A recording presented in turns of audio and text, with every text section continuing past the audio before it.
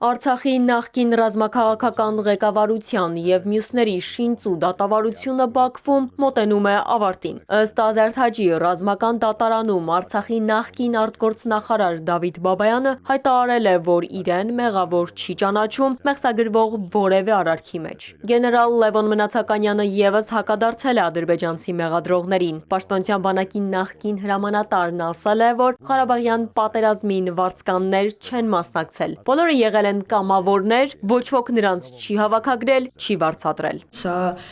ինչպես մենք մշտապես նշել ենք, շոու է, բեմադրություն է, որը Ադրբեջանի իշխանությունները դատարանի միջոցով իրականացնում են, շատ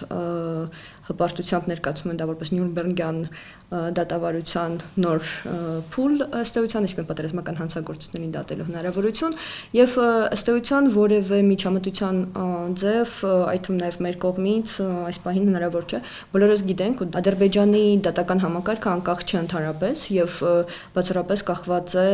գործադիր իշխանության կողմից ստացվող հրահանգներով։ Փորձագետը շեշտում է, որ ադրբեջանական պետական լրատվամիջոցի հաղորդած տեղեկությունները ստուգելու որևէ հնարավորություն չկա։ Բաքվում փորձում են ապացուցել միջազգային հանրությանը, թե իբր իրենց ապահոված պայմանները լիովին համապատասխանում են միջազգային ստանդարտներին։ Ակնհայտ է, որ արտաքին լսարանի համար են, որտեղ բոլոր այն դժգոհությունները կամ մտահոգությունները, որոնք որ մենք ներկայացնում ենք տարբեր ատյաններում, այդ թվում նաև միջազգային, ասելով, որ Կարմիր խաչը չի այցելում, պահման պայմանները գուցե չեն համապատասխանում ստանդարտին կամ վերաբերմունքի վերաբերյալ խնդիրներ կան, կամ մտահոգություններ կան առողջական վիճակի եւ այլն, եւ Ադրբեջանը շատ իր պատկերացմամբ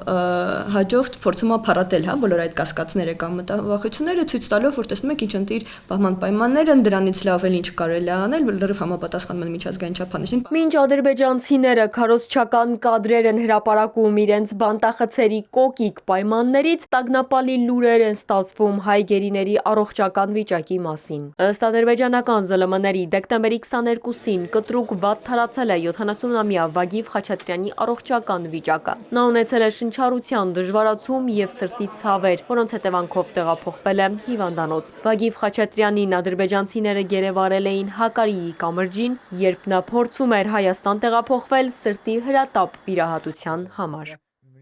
Ալադավթյան, Հարություն Հովսեփյան, Էպիկենտրոն։